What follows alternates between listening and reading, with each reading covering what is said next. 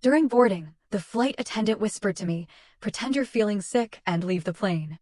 I thought she was joking until she returned 20 minutes later, pleading, "Please, I beg you." Can you imagine sitting on a plane, ready for a family trip, when a flight attendant leans in, her voice trembling, and whispers, "Pretend you're sick. Get off this plane. I'm begging you." In that moment, I knew my life was in grave danger, but the truth about who put it there would completely shatter me. You see, for months, my house had been quiet. Too quiet. My son, Christopher, and my daughter-in-law, Edith, had been living with me for about 8 months. But honestly, it felt like they were ghosts, moving through these rooms with an unsettling distance. We'd barely exchange polite nods in the kitchen. I'd be in my study, grading history papers, a habit from my 40 years of teaching, and the only sounds were the familiar creaks of the old house. I almost forgot I wasn't alone anymore. Then, one afternoon, I heard the front door open downstairs. Christopher and Edith. And suddenly, heavy footsteps on the stairs. My shoulders instinctively tensed.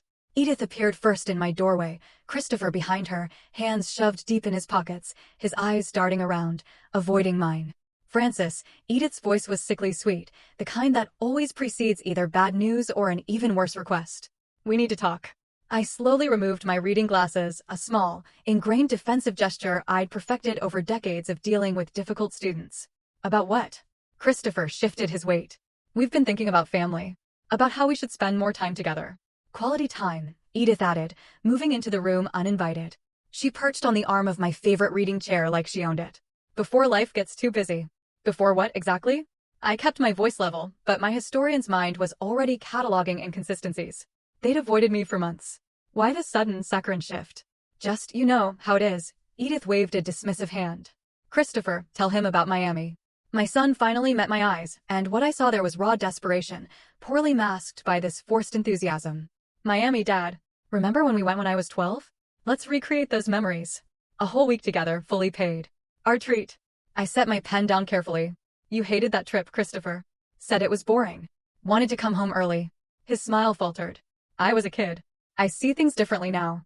The silence stretched. I studied them both. My son, who once brought me dandelions and called me his hero, and this woman who'd somehow convinced him that his elderly father was just an obstacle taking up space. Something had shifted between us, but I couldn't pinpoint when. Was it when Christopher lost his job? When their debt started piling up? Or had it been a gradual erosion of respect, of love? "When would this trip be?" I asked, my voice calm. "Next week." Edith's response came too quickly. "Everything's arranged. We just need your yes." That evening, Edith insisted on cooking dinner. Edith. She never cooked. I sat at the dining room table while she moved around my kitchen with uncomfortable familiarity, opening my cabinets, using my dishes. Christopher poured wine with excessive care, his hands trembling slightly when I asked about the trip's timeline. "So, this was planned without consulting me?" I accepted the wine glass, watching him over the rim. "We wanted it to be a surprise," Christopher mumbled. "A good surprise," Edith chimed in, setting a plate before me. Her movements were calculated, precise. She'd worked in medical administration for years, and that clinical efficiency showed in everything she did. "Francis, your life insurance policy is quite substantial. 500,000, right? Very responsible planning on your part." My fork stopped halfway to my mouth. "How do you know the amount?" Christopher mentioned it once. She sat across from me, cutting her chicken into perfect, uniform pieces. "Just conversation." I looked at my son. He was focused intently on his plate, refusing to meet my gaze. The mention of my insurance felt wrong. Timed wrong. Placed into casual dinner talk where it simply didn't belong. "I haven't been sleeping well lately," I said, testing them. "My heart feels strange sometimes." Fluttery. Christopher's eyes lit up for a split second before he caught himself. "You should see a doctor." "Have you seen a doctor?" "Christopher worries too much." Edith cut him off smoothly. "You look fine, Francis. Probably just stress." They locked eyes then, just for a moment, but I caught it. Something passed between them, unspoken and knowing. My chest tightened, but not from any heart condition. After dinner, while they retreated to their downstairs bedroom, I found printed flight confirmations on the table. Already booked. My ticket already purchased for next Tuesday. They'd been so certain I'd agree, so certain they'd made irreversible plans. I sat alone in my study long after midnight, holding an old photograph of Christopher at age 7, gap-toothed and grinning, hugging my neck like I was the safest place in the world. That boy had become this man downstairs, plotting something I couldn't quite name but felt in my bones. 40 years teaching history had taught me one thing: people leave evidence, always. Patterns emerge. Motivations become clear when you step back and observe the whole picture. Not just isolated incidents, the sudden generosity, the insurance comment, those synchronized glances, the pre-purchase tickets. Morning came with pale light and the decision I'd already made in darkness. I would go to Miami. I would watch them carefully. I would gather evidence the way I'd taught my students to examine primary sources, with skepticism and attention to detail. Christopher knocked on my door at 7, his smile too bright for the early hour. "So, Dad, Miami. What do you say?" "I'll go," I told him, watching his face. Relief flooded his features, followed by something else I couldn't quite identify. Satisfaction. Anticipation. "Great. That's wonderful." He gripped the door frame. "You won't regret it." Edith appeared behind him, her nod almost imperceptible. They'd won this round, or so they thought. I spent that morning packing my suitcase with methodical care. Underwear, shirts, my medication bottles. I paused over those bottles, reading the labels as Edith's words echoed in my mind. Something about health, about my appearance, about not worrying. My hands moved almost on their own, placing the medications in my carry-on instead of the checked luggage. A small act of caution, nothing more. But my training had taught me that survival often depended on small acts. Minor precautions that seemed paranoid until they saved your life. The suitcase closed with a decisive click. Miami awaited, and whatever they had planned, I'd be ready. Christopher's car smelled of stale coffee and synthetic air freshener. I sat in the passenger seat with my suitcase balanced on my lap because he'd claimed the trunk was too full, though I'd seen it was nearly empty when he'd opened it. The weight pressed against my thighs as we merged onto the highway toward Orlando International Airport. Neither of them spoke. Christopher gripped the steering wheel so tightly his knuckles had gone pale. Edith stared out her window, phone in hand, typing rapidly and deleting messages immediately after sending them. I watched her reflection in the side mirror. Her face held that clinical blankness I'd come to recognize as her thinking expression, calculating variables and probabilities. "Excited about Miami, Dad?" Christopher's voice cracked slightly on the last word. "Should I be?" I asked. He missed the implication entirely. "Of course. Family time, beaches, relaxation, right?" The silence resumed, heavier now. I watched familiar Orlando streets slide past, the strip mall where I'd bought Christopher his first bicycle, the library where I'd spent countless Saturdays, the high school where I'd shaped young minds for 3 decades. Each block increased the pressure in my chest, the sense that I was being carried toward something irreversible. The airport appeared ahead, all concrete and glass and controlled chaos. Christopher parked in short term, another oddity. We'd be gone a week, yet he chose the most expensive option. Small details, but they accumulated like evidence in a case I was building against my own family. The security checkpoint arrived too quickly. Edith insisted I go through first, her hand firm on my shoulder, guiding me forward. I placed my carry-on on the conveyor belt, watching her watch the screen as my belongings passed through. She leaned forward slightly, checking something, then relaxed when the bag emerged on the other side. "See, easy," she said, but her relief seemed disproportionate to the simple act of airport security. At the gate, Christopher and Edith boarded immediately with Zone 1, while my ticket relegated me to Zone 3. They disappeared down the jetway without looking back, leaving me standing among strangers, my suitcase handle digging into my palm. When my zone was finally called, I walked slowly, aware of the finality of each step. The jetway stretched ahead, that peculiar liminal space between solid ground and metal tubes suspended in nothing. The aircraft door yawned open, recycled air washing over me, carrying that distinct airplane smell of cleaning chemicals and thousands of previous passengers. I stepped inside, searching for my seat number, when a flight attendant approached. Her name tag read Mildred, and her face held professional pleasantness until she leaned close, pretending to check my boarding pass. "Pretend you're feeling ill and leave this aircraft." The words came out as an urgent whisper, her breath warm against my ear. I froze, hand tightening on my carry-on. "Excuse me, I don't understand." But she'd already moved away, tending to overhead bins and smiling at other passengers. I stood in the aisle, confused, looking between her retreating form and Christopher and Edith in their seats 3 rows ahead. They hadn't noticed the exchange, too focused on their phones. Was this a joke? Some bizarre safety protocol? I took another step toward my row when Mildred returned, her professional mask cracking. Her hands trembled as she touched my elbow. "Sir, I'm begging you. You need to get off this plane. Now." I looked into her eyes then and saw genuine terror. Not concern, not confusion. Terror. The kind that comes from knowing something specific and horrible.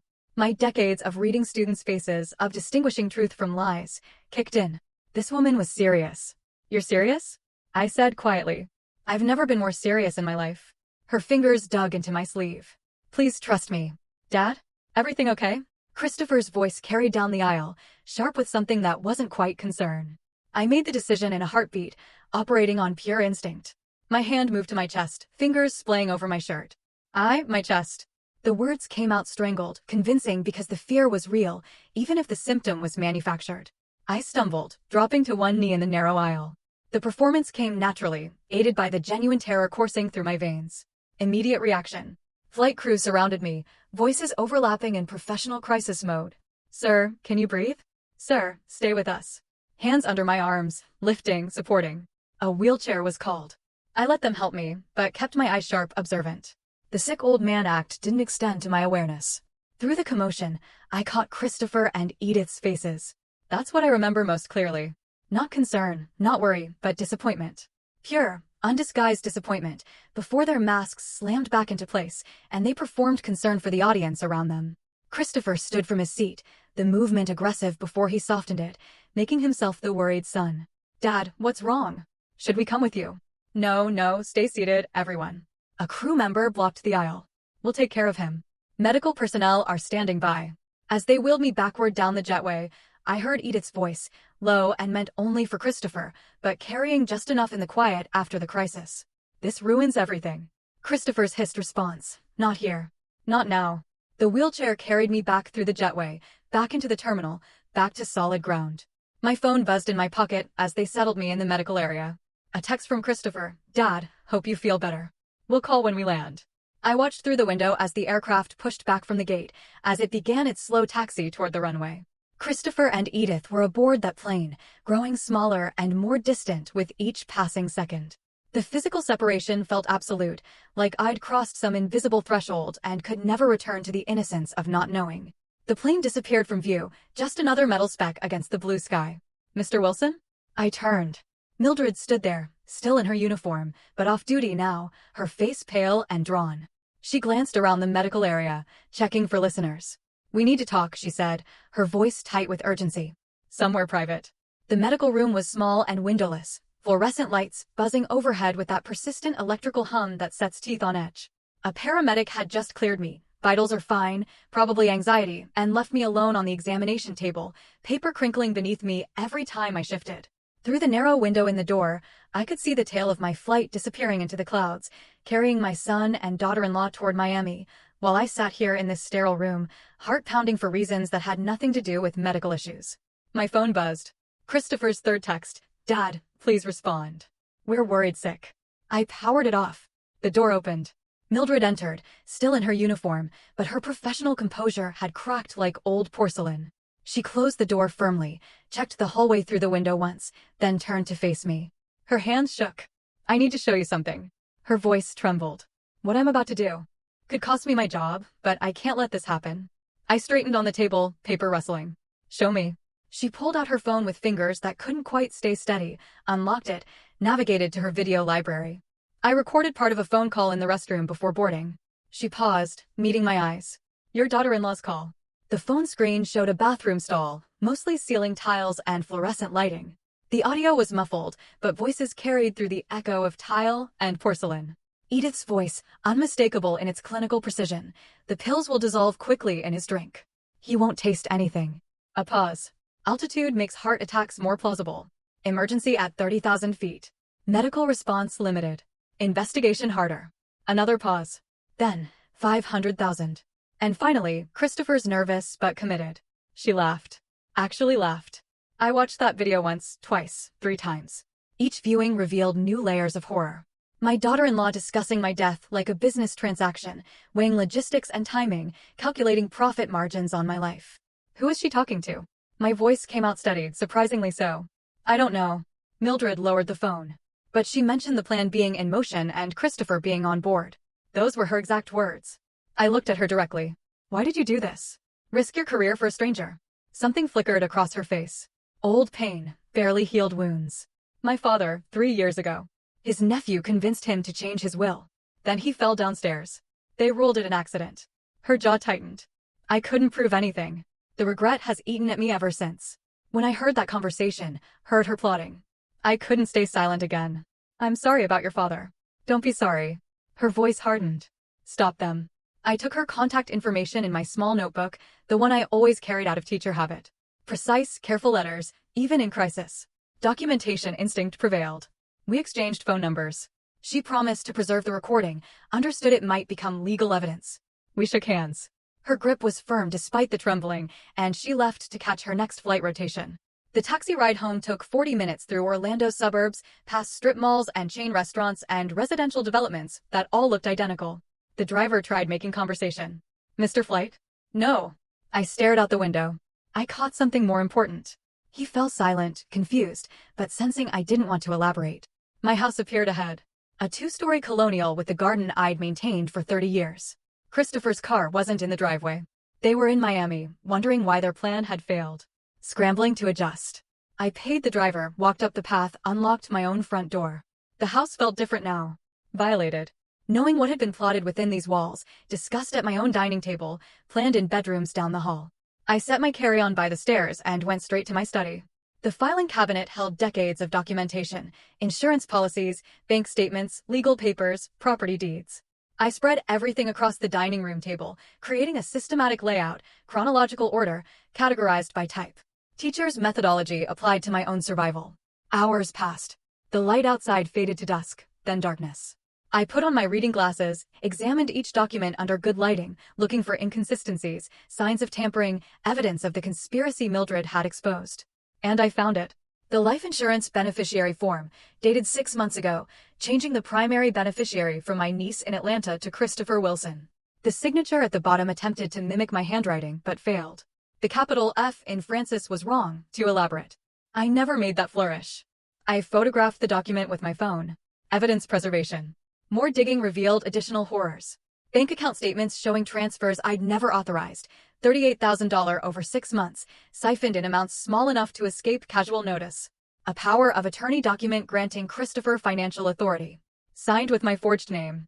Medical records I'd never seen, documenting cognitive decline I'd never experienced. They'd been building a paper trail of my incompetence while I taught night classes at the community center, graded papers, lived my normal life. Creating the fiction of a failing mind to justify their control, to explain away my death as a natural consequence of deteriorating health. Evidence. Timeline. Motive. Method. I spoke aloud to the empty room, an old teaching habit resurfacing. They planned this for months. Months. Living in my house, eating my food, plotting my murder. I held up the forged power of attorney, staring at the signature that wasn't mine. This wasn't impulsive. This was systematic, planned, sophisticated. They'd researched, prepared, established legal groundwork for theft and murder, both. The documents remained spread across my dining table. I didn't clean them up, couldn't. They represented physical proof of betrayal, tangible evidence of how thoroughly I'd been deceived. I sat in my reading chair as midnight approached, the house silent around me. My son was in Miami, probably reassuring Edith that they'd find another opportunity, another method. They didn't know I had the recording.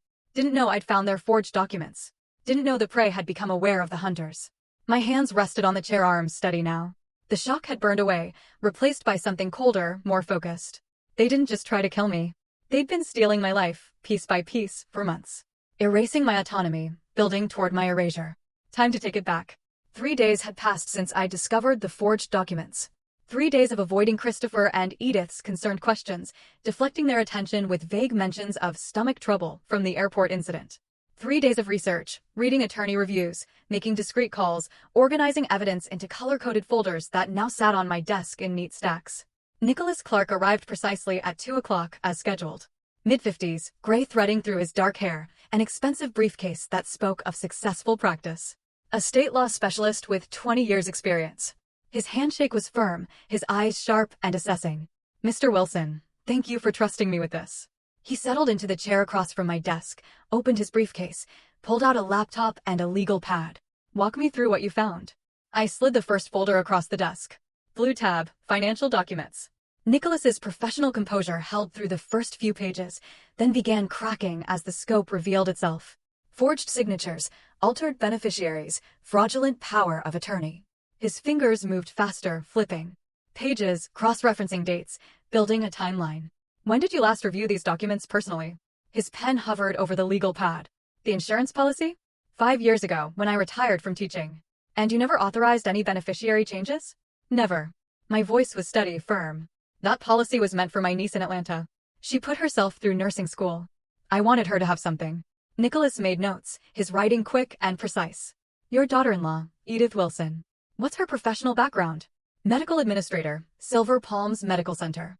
Administrative access to patient records, document templates, physician's signature stamps. Understanding dawned in his eyes. She created your medical history, made you incompetent on paper, while I was teaching night classes at the community center twice a week. I almost smiled at the irony. Lecturing on civil rights history while being declared cognitively declined in fraudulent medical reports. Nicholas opened his laptop, began running forensic accounting software on my bank records. I'd provided account access authorization earlier. Red flags appeared immediately on the screen, highlighted in crimson. Unauthorized transfers, signature discrepancies, pattern matching typical fraud indicators. His expression grew grimmer with each discovery. 38,000 over 6 months, he said quietly. Systematic theft. Small amounts initially, then growing bolder. Classic embezzlement pattern. I reached into my desk drawer, pulled out Christopher's laptop. He left this in his room. I know his passwords. Set up the computer for him years ago. He never changed them. Nicholas glanced up, something flickering in his expression. Understanding, perhaps, of the ethical line I'd crossed. But he took the laptop, connected an external drive, began data recovery procedures. Within minutes, deleted emails resurrected themselves on the screen. The conspiracy unfolded in digital form.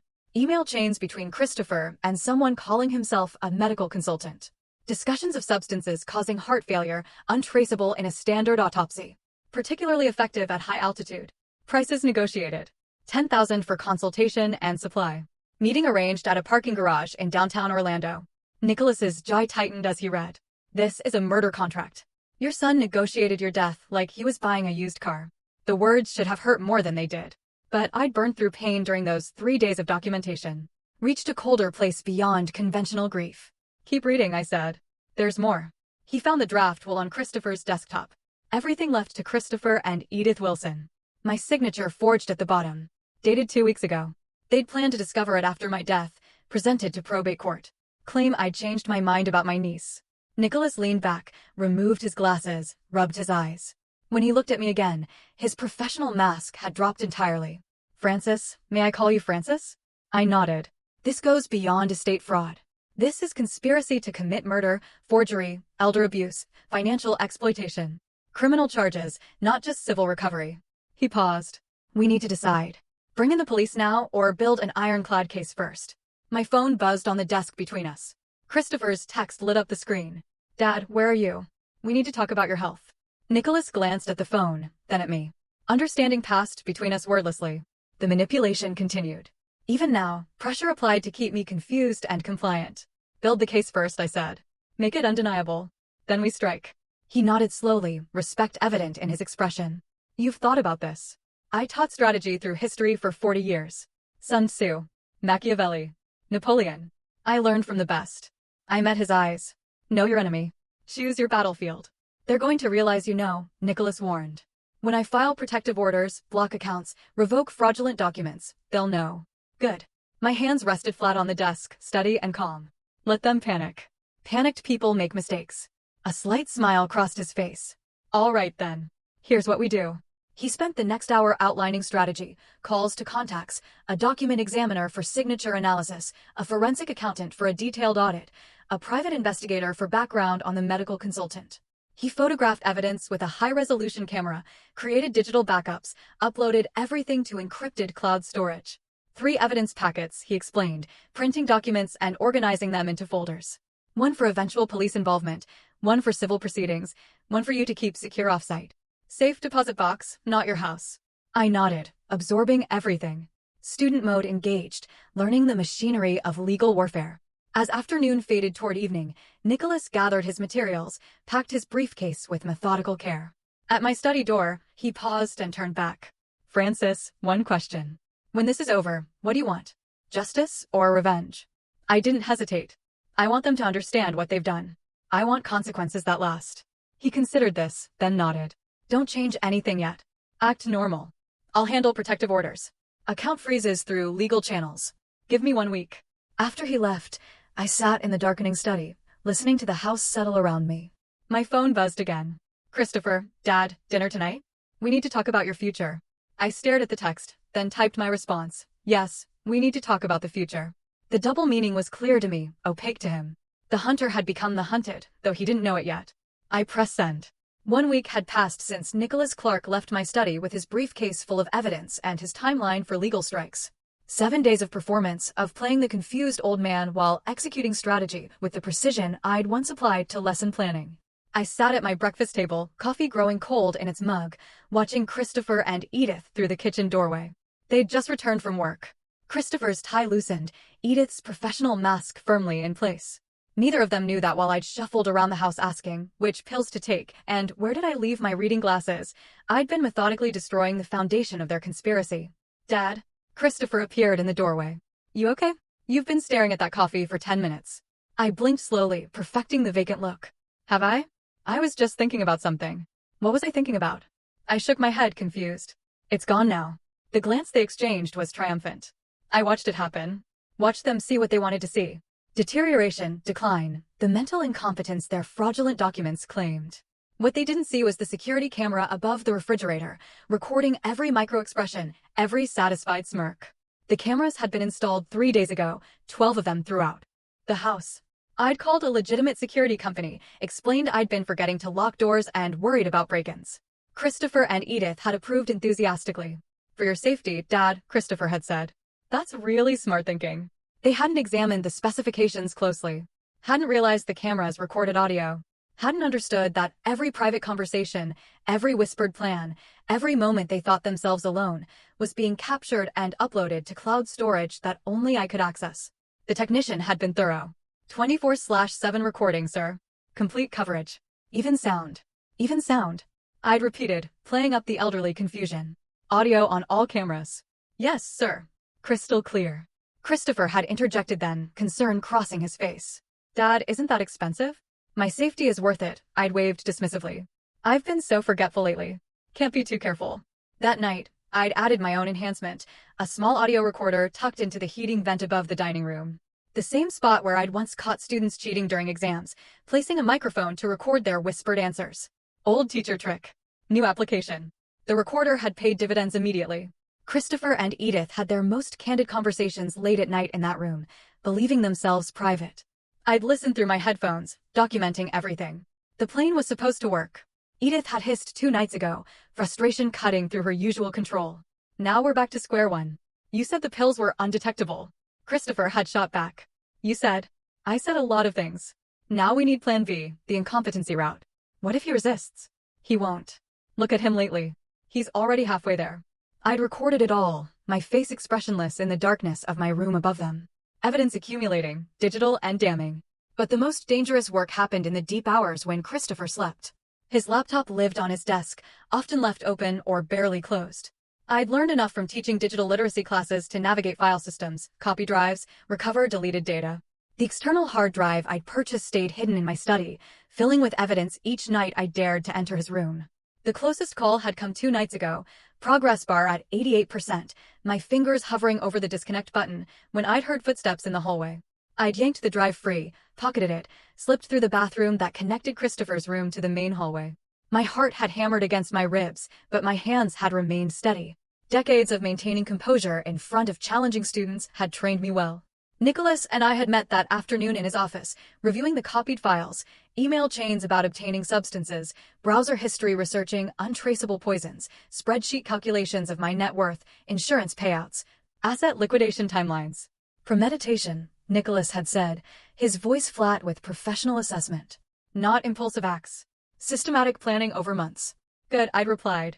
I want them to understand this isn't simple fraud. This is attempted murder. The legal machinery had already begun moving. Nicholas had filed protective orders, account freezes, power of attorney revocations, all with carefully delayed notification dates. Christopher and Edith wouldn't discover the blocks until they next attempted transfers. They won't know until they try to access funds, Nicholas had explained. Then panic. Panicked people make exploitable mistakes. Yesterday, I'd completed the most important task, creating a legitimate new will. Florence Harris, the notary, had been thorough to the point of redundancy. She'd read the entire document aloud, confirmed I understood each provision, recorded a video statement of my intentions. Your son won't inherit, she'd asked directly, her experienced eyes searching my face. My son plotted to murder me for inheritance, I'd replied, clear-eyed and certain. He'll get exactly what he deserves. Nothing. Everything goes to the Educational Futures Foundation. Scholarships for students who actually value education. She nodded, adding extra documentation layers, fingerprints, capacity assessment, multiple witnesses. I've seen this pattern before, she'd said quietly. Family members who see elderly relatives as obstacles rather than people. Now, sitting at my breakfast table, performing confusion over which pills to take, I felt the trap tightening around them. Edith approached, her voice dripping false concern. The blue pills, Francis, for your heart. Here, let me help. Thank you, dear. I accepted the pills gratefully, swallowed them while she watched. I don't know what I'd do without you both. The camera above us recorded her satisfied expression. Christopher's approving nod from the doorway. Evidence of their performance, their manipulation, their growing confidence that I was exactly as incompetent as their fraudulent documents claimed.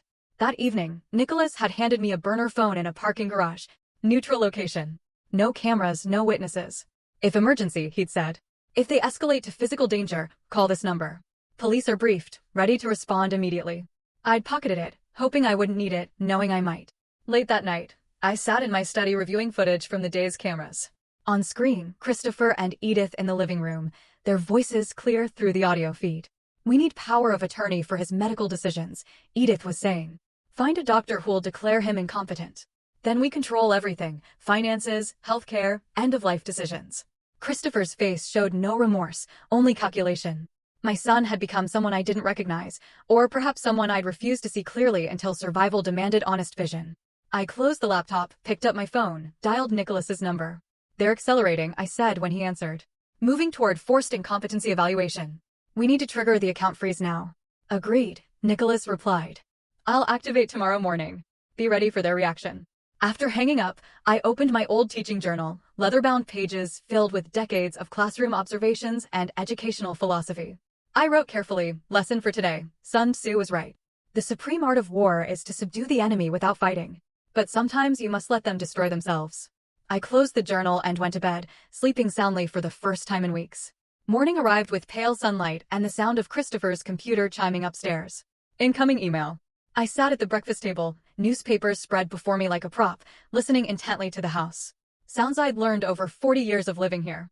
Footsteps rapid. Christopher's voice, sharp with alarm. Edith, get up here now. I sipped my coffee slowly, counting to 60 in my head. Teacher habit. Wait before reacting.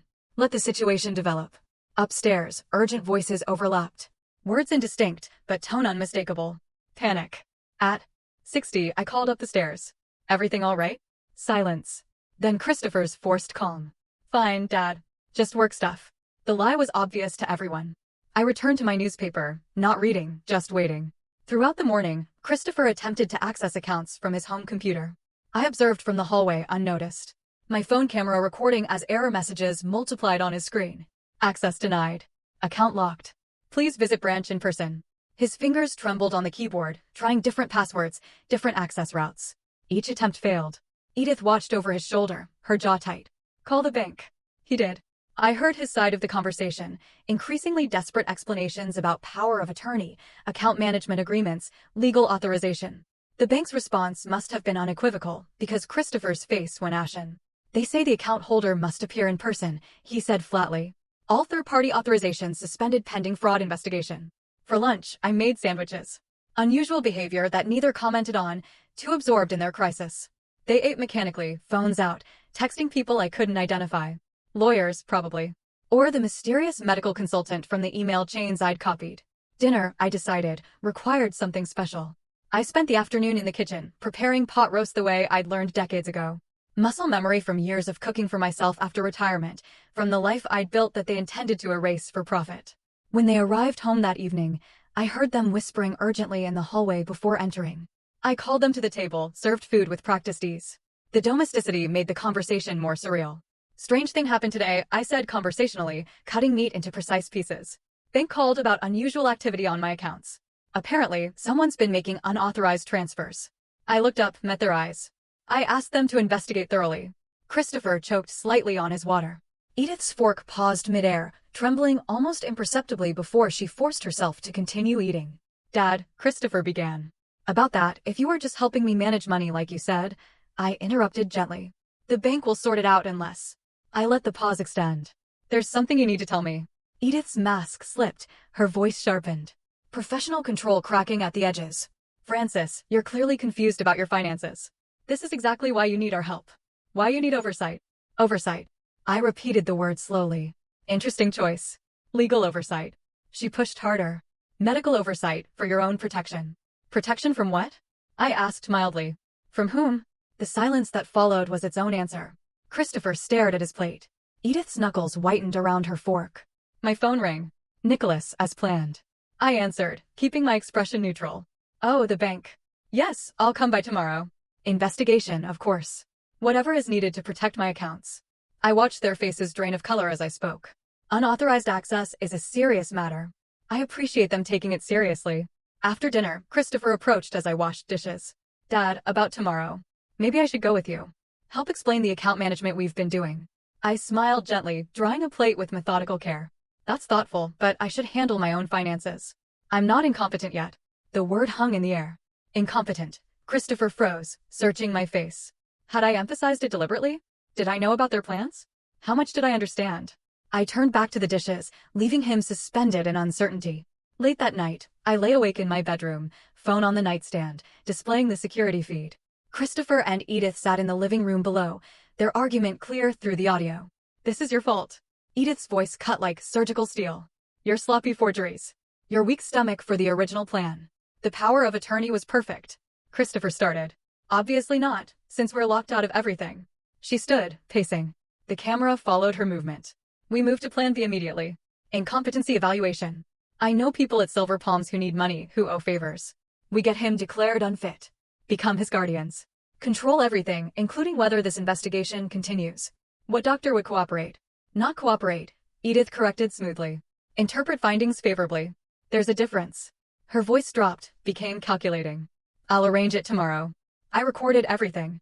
Timestamps preserved. Evidence accumulating like compound interest. Slow at first, then exponentially damning. Morning brought the promised phone call. Dr. Morrison claimed to be my family physician, which was interesting since I didn't have a family physician. I used the walk-in clinic near the library for occasional needs.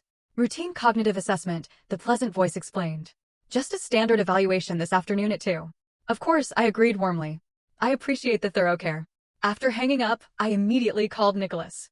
They're moving. Medical evaluation to declare incompetency. Dr. Morrison, supposedly my physician. Morrison. A pause while he checked. No medical license in Florida under that name. It's fake. So, they're using a fake doctor to declare me incompetent. Attempted fraud on top of everything else. Nicholas's voice held grim satisfaction. Francis, keep the appointment. Record everything. I've arranged an independent psychiatric evaluation for you tomorrow morning. Dr. Patricia Chin, 30 years experience, impeccable credentials. Their fake diagnosis versus real professional assessment will destroy them in court. That afternoon, I drove to the address provided. A shared medical building, multiple practices. I checked the directory in the lobby. No Dr. Morrison listed. The office number given led to a small suite with temporary signage, the kind you can print and tape up overnight. I sat in my car for a moment. Phone recording device active in my shirt pocket. Nicholas had texted, police on standby if threatened. I responded, everything ready. Let's see how far they'll go. For 40 years, I'd taught students to distinguish truth from manipulation, evidence from assumption, reality from performance. Today, I got to demonstrate those lessons in real time. Christopher and Edith had arranged this test, thinking I'd fail. They had no idea I'd been preparing my entire professional life for exactly this kind of challenge. I opened the car door and walked toward the building, steady and certain. Dr. Patricia Chen's office smelled of leather furniture and subtle lavender. I sat across from her, completing the final cognitive assessment, pattern recognition puzzles that would have challenged my students, memory questions I answered with. Dates and details, executive function tests I navigated systematically. Her sharp eyes watched everything. 3 decades of forensic psychiatry evident in how she observed not just answers, but approach, methodology, reasoning. Fully competent, she said finally, setting down her pen. No cognitive decline. Analytical skills above age group average. No indicators of paranoia or delusion. Frankly, Mr. Wilson, your mental acuity rivals people half your age. I thanked her, accepted the preliminary documentation, and drove home satisfied. The fake Dr. Morrison appointment from yesterday had been exactly what I'd expected. Shabby office with temporary signage, someone claiming credentials they didn't possess, questions designed to create an appearance of incompetency regardless of answers. I'd recorded everything. Now I had the contrast. Fraudulent evaluation versus legitimate professional assessment. But as I pulled into my driveway, satisfaction evaporated. Christopher's car blocked the entrance. My son stood on the porch, envelope in hand, his face set with the desperate determination I recognized from students who'd cheated and been caught, but were trying one final bluff. He approached my car window before I could exit. His hand shook slightly as he thrust the envelope forward. "Dad, this is for your own good. You're not well. We need to protect you." I took the papers, read them thoroughly. Petition for guardianship due to incapacity. The allegations were detailed and damning. Paranoid delusions regarding family members. Progressive memory loss. Financial incompetence. Danger to self due to unstable behavior. Supporting documentation attached. Sworn statements from witnesses, medical reports, incident logs. I read every word while Christopher shifted his weight, unable to meet my eyes. "Whose safety, Christopher?" I asked quietly. "Mine or yours?" He fled to his car without answering. Nicholas arrived within an hour of my call. We spread the court documents across my dining room table, the same table where I'd first organized evidence months ago. His professional calm cracked as he read. "They're claiming you're incompetent after attempted murder failed." He flipped through pages. The audacity of this. These witness statements, these medical reports. "Desperation breeds boldness," I said. "Read the witness list. Mrs. Patterson from next door claims she'd seen me wandering the yard in pajamas at midnight. Tom Chen from book club noticed increasing confusion during discussions. Dr. Sarah Williams from Silver Palms provided a detailed psychiatric evaluation showing progressive dementia." "You never met Dr. Williams?" Nicholas said. "Never. But her credentials are real. Edith arranged this through her medical connections." I pointed to another statement. "And these neighbors, I need to talk to them." That evening, I walked door to door, teaching journal in hand. Most neighbors were embarrassed, ashamed. Mrs. Patterson's voice trembled. "Christopher said it was just to help with your care, that you'd approved it. I didn't realize it was for court. What exactly did you see, Margaret?" "You, outside at night by the bushes in your pajamas." I was checking security cameras I'd installed, at 11 p.m., not midnight, in shorts and a t-shirt, not pajamas. I kept my voice gentle. Teacher comforting a confused student. "Christopher showed you what he wanted you to see." She broke down crying, promised to recant. 2 other neighbors had similar stories. Manipulation, context removed, innocent behavior twisted. But 3 neighbors refused to speak with me. I learned later Christopher had paid them. 500 here, 300 there. Small amounts to people struggling financially, enough to buy false testimony. The preliminary hearing came 2 weeks later.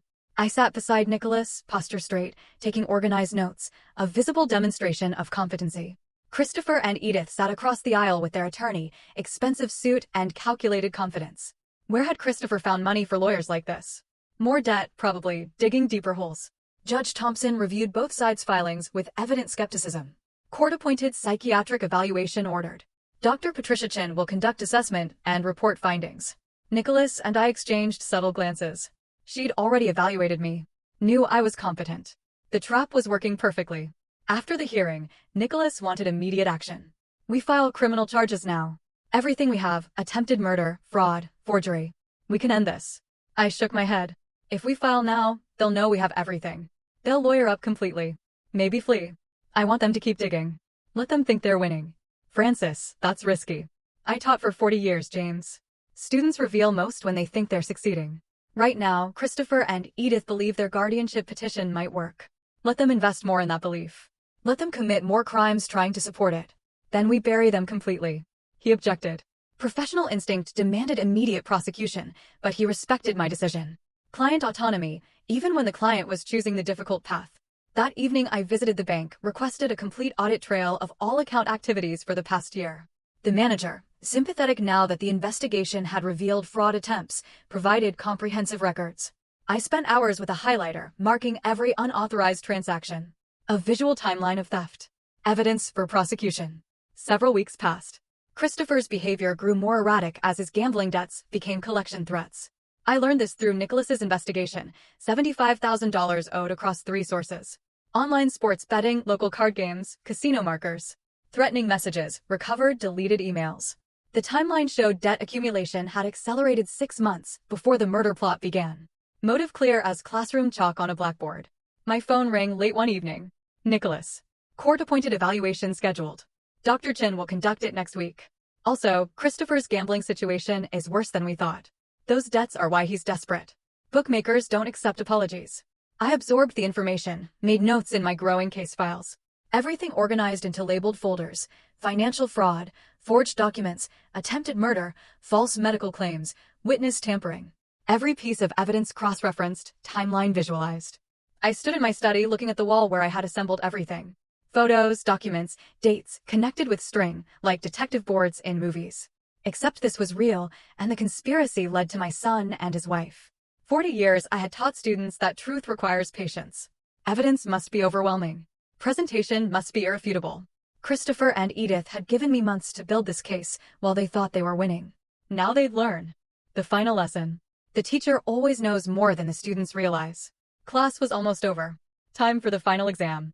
Dr. Patricia Chen's court-appointed evaluation report sat on Nicholas's conference table between us. I read the conclusion for the second time, savoring each word. Subject demonstrates full cognitive capacity. No evidence of dementia or incompetency. Analytical skills above age group average. No indicators of paranoia or delusion. Recommendation: petition for guardianship be denied. Nicholas spread additional documents across the table. Months of evidence compilation organized into a devastating presentation. 3 ring binders. Color-coded tabs. A chronological timeline poster. Exhibits numbered and cross-referenced.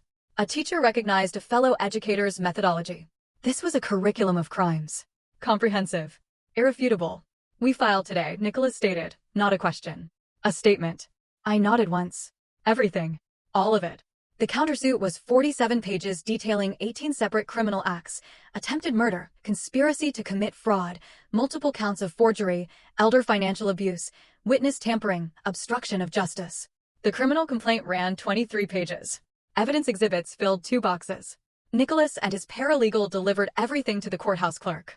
I watched from a nearby bench as the clerk processed the paperwork, paused, read further, then called her supervisor. The supervisor read, her face growing serious, then picked up the phone to the judge's chambers. Within hours, an emergency hearing was scheduled. The system recognized the severity immediately. That afternoon, a professional process server went to my house where Christopher and Edith still lived because I'd never formally evicted them. A strategic decision to keep them close monitored. I sat in my car across the street, phone recording, watching. The server rang the doorbell. Edith answered. He handed her the envelope, identified himself officially. I zoomed my camera, captured her face as she read the first page. Shock.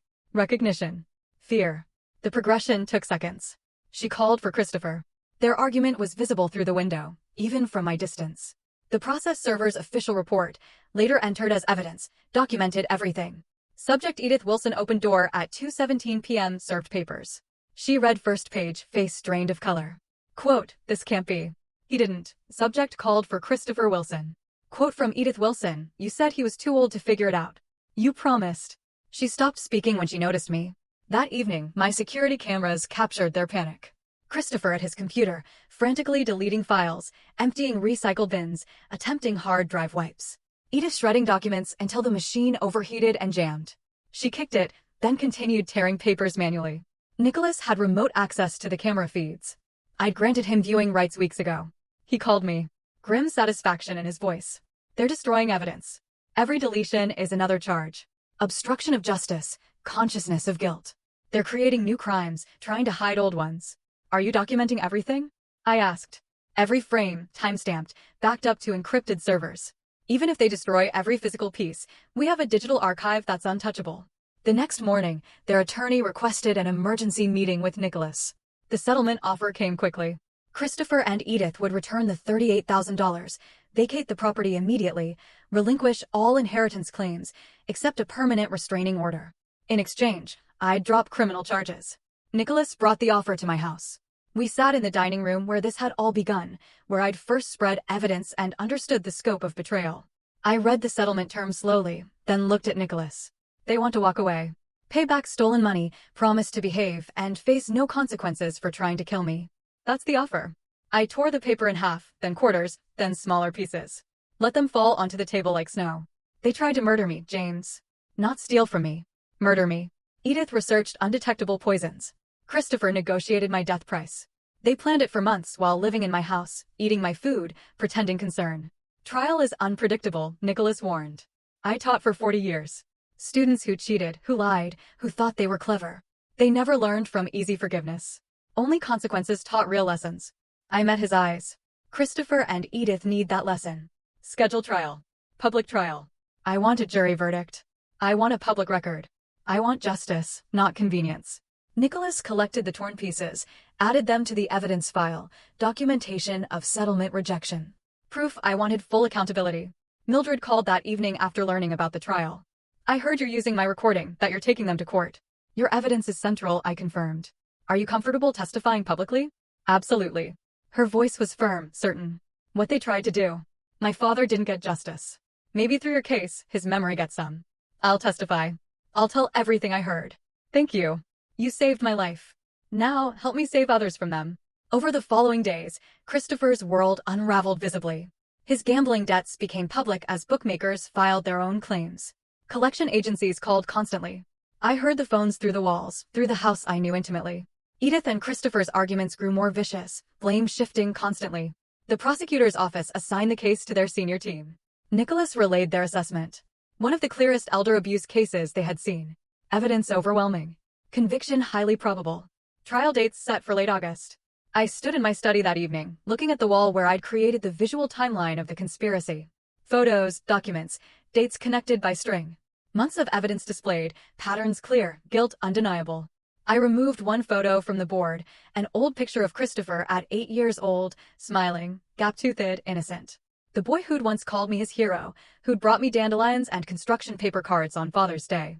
I held that photo, allowed myself one moment of grief for the son who could have been, should have been, never was. Then I placed it in my desk drawer and closed it firmly. I raised you better than this, I said to the empty room. You chose differently.